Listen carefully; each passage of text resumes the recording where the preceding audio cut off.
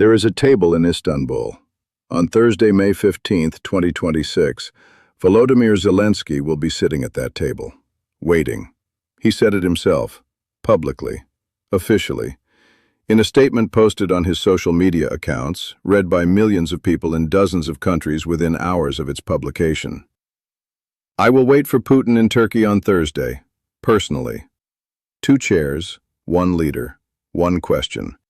Will the other chair be filled? Vladimir Putin proposed Istanbul talks on May 11th. Russia, he said, was ready to resume direct negotiations with Ukraine. May 15th, Istanbul. Let's talk. Zelensky accepted immediately and added 1 word, personally. And in that 1 word, in the difference between Zelenskyy's personally and Putin's careful absence of that word, you can see exactly who is actually in control of this diplomatic moment, who has confidence, who has courage, who has something to prove, and who does not. Welcome back. Today we are going deep on the most revealing diplomatic exchange of this war. What Putin proposed, how Zelensky responded, what Putin's response to that response reveals about the true state of power inside the Kremlin, and what Thursday in Istanbul will look like, whether Putin comes or doesn't. Let's get into it. Let's start with Putin's Istanbul proposal exactly as it was communicated, because the precision of what he said and what he chose not to say is the entire story. On May 11th, 2026, Russian President Vladimir Putin told reporters that Russia was prepared to resume direct negotiations with Ukraine. The talks would take place in Istanbul, Turkey. They would begin on May 15th. Russia was ready. Now let's look at what Putin did not say. He did not say he would attend. He did not say Russia's president would be at the table. He did not say, I will be there personally. He did not commit himself. His physical presence, his personal authority, his direct engagement to the process. Russia is prepared to resume direct negotiations. Russia, not Putin, Russia. In diplomatic language, this formulation has a specific meaning. When a head of state says, I am prepared to negotiate, they are committing their personal presence. When a head of state says, my country is prepared to negotiate, they are committing their government, which can mean anything from a full presidential delegation to a group of mid-level functionaries with no decision-making authority. Russia's history in this war has established a clear pattern. When Russia agrees to direct negotiations, it sends delegations. At the first round of direct talks, which took place in early 2026, after American diplomatic pressure, Russia sent what Zelensky described as a low-level delegation, representatives who were not empowered to make decisions, whose presence created the appearance of engagement without the substance. Putin proposed Istanbul. Putin did not say he would be in Istanbul. And then Zelensky said he would be, personally. There is no point in prolonging the killings, and I will wait for Putin in Turkey on Thursday, personally. Let's spend real time on that word, because personally is not an accident of phrasing. It is a deliberate, precisely calculated diplomatic move that accomplished more in 1 word than most diplomatic communications accomplish in pages. What does personally do? First, it creates a standard.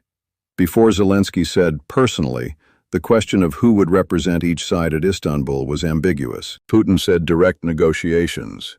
That could mean anything. Zelensky saying personally establishes the standard. If the talks are direct and meaningful, both leaders should be there. If Putin sends a delegation while Zelensky is personally present, the talks are not direct in any meaningful sense. They are Zelensky talking to Putin's representatives, not to Putin. By declaring his own personal attendance, Zelensky has made Putin's choice visible. Come personally, and the talks have a chance of being real. Send a delegation, and the world knows the talks are performance. Second, it is a test of courage. Zelensky traveling to Istanbul to meet Putin requires courage, real courage, not rhetorical courage, the kind that is easy from behind a podium. Physical, personal, security-assessed courage.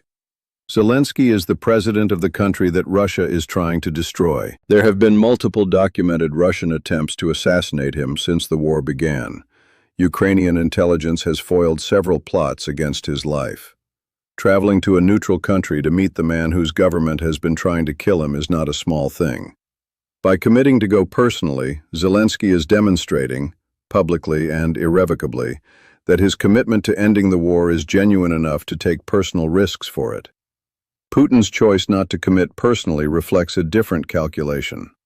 Whether that calculation reflects concern about his personal security in a foreign country, concern about the domestic political implications of sitting across from a leader Russia has declared illegitimate, or simply the instinct of a leader who prefers to operate through intermediaries, the calculation itself is revealing.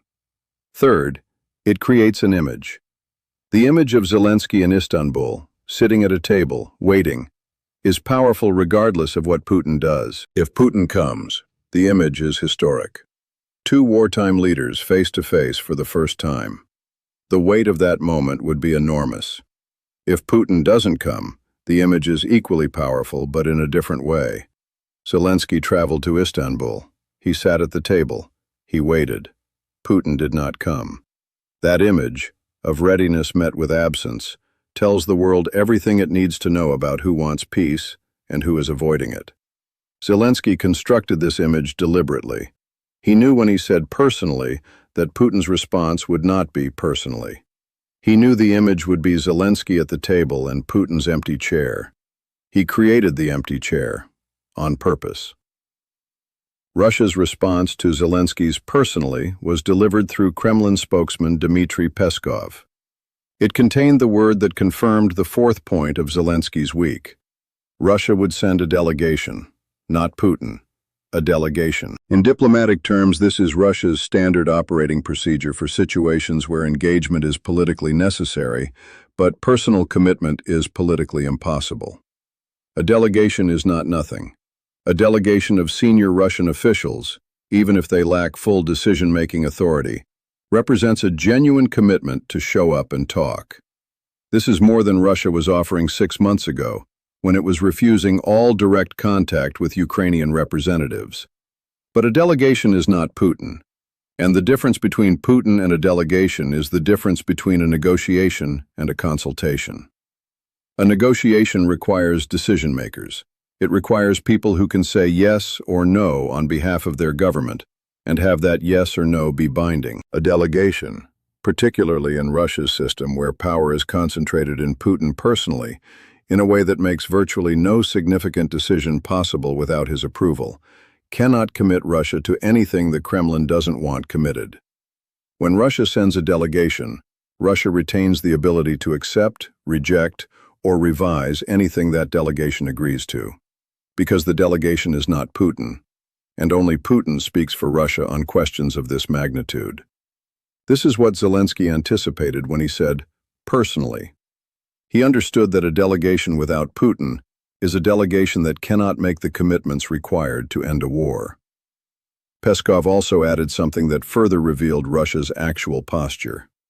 Russia's participation in Istanbul talks would be conditioned on Ukraine not insisting on a ceasefire as a precondition.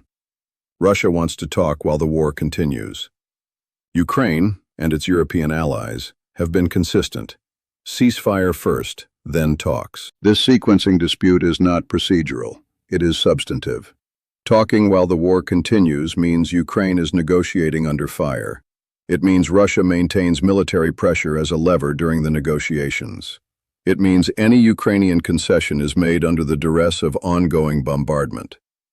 Zelensky's response to the conditionality: I hope Russia will not come up with new pretexts to avoid participating in the negotiations.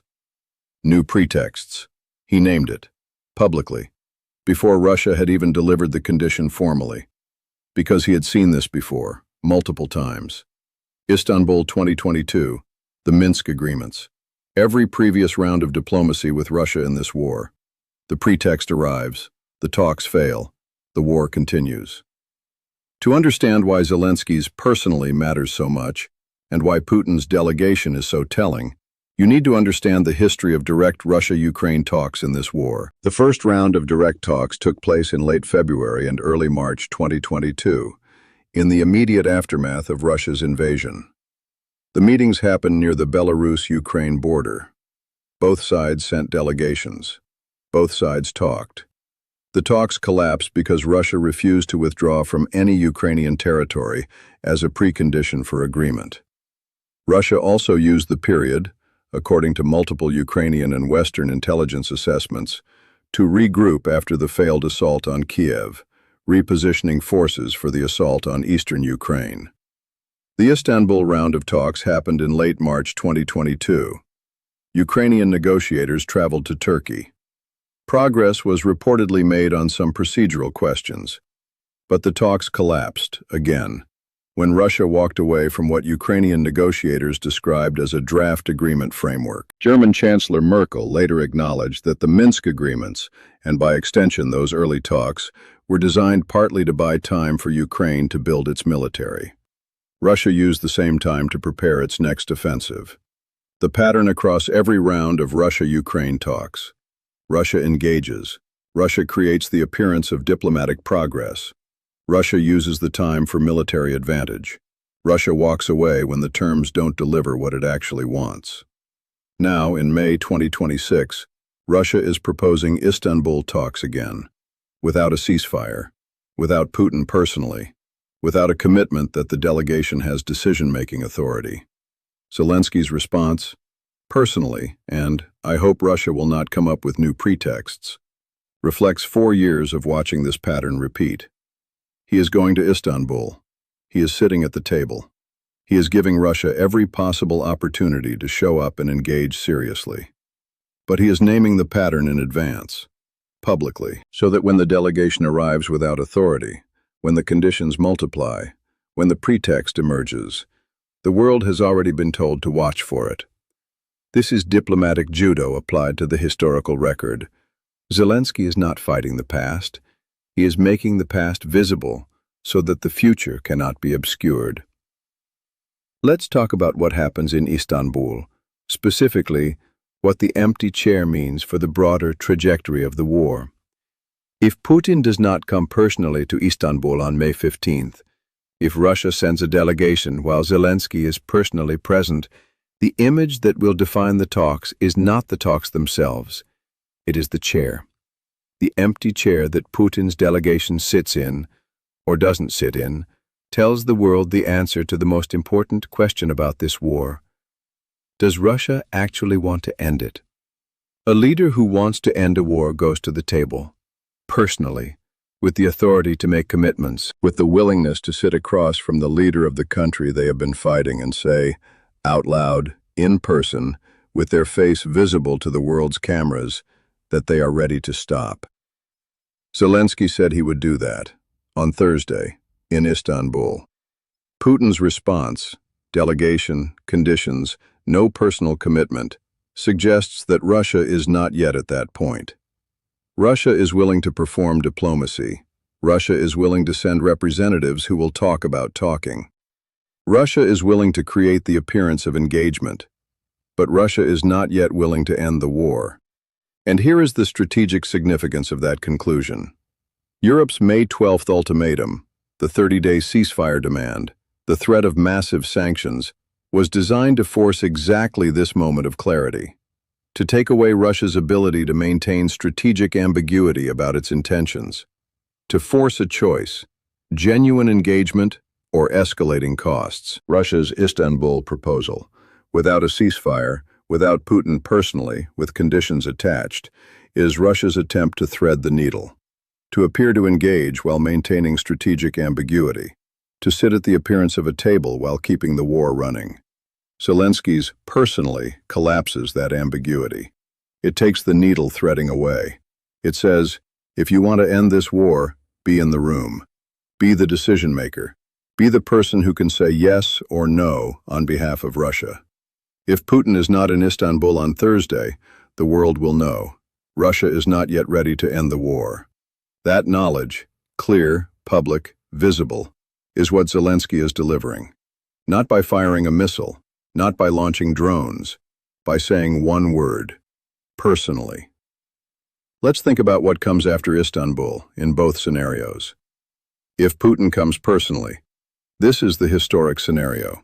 Two wartime leaders meeting directly for the first time. The psychological and political weight of that meeting would be enormous. Not because it would immediately end the war, it would not, but because it would establish a precedent for direct communication between decision-makers that does not currently exist. Every previous round of Russia-Ukraine diplomacy has been conducted through intermediaries, through delegations, through back channels. A direct meeting between Zelensky and Putin would be the first real diplomatic conversation of this war at the highest level. What happens in that conversation is impossible to predict, but the fact of it happening would change the diplomatic landscape in ways that could not be undone. If Putin sends delegates, this is the more likely scenario based on current signals, and it is not without value. Even a delegation talk in Istanbul is more than the war has produced diplomatically in months.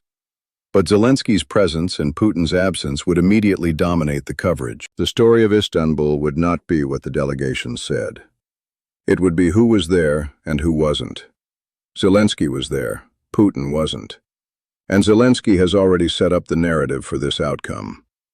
I hope Russia will not come up with new pretexts to avoid participating. If the delegation lacks authority, if the conditions multiply, if Russia walks away, Zelensky has named the pattern in advance. The world will watch. The world will see whether Russia's delegation has decision-making authority or is performing diplomacy. And Macron, Merz, Starmer, and Tusk, the four leaders who stood at the Wall of Heroes on May 10th, are watching too. The massive sanctions threat is still on the table. The 30-day ceasefire deadline is still active. The diplomatic architecture that Zelensky built this week does not disappear because Istanbul is complicated. It remains, waiting. Zelensky will be in Istanbul on Thursday, personally. There is a table in Istanbul. Zelensky will be sitting at it on Thursday, personally. One word, 11 letters, that reveals more about the power dynamics of this war than any military briefing, any diplomatic communique, any presidential speech. Putin proposed the table. Zelensky accepted the table and added, personally. Putin's response? A delegation. That difference, Zelensky personally versus Putin's delegation, shows you who is actually in control of this diplomatic moment. The leader with confidence sits at the table himself. The leader who needs to maintain distance sends representatives. Share this video. Hit like. Subscribe. We will cover Istanbul as it happens, because on Thursday there will be a table, one leader sitting at it, and a chair that may or may not be filled. See you there.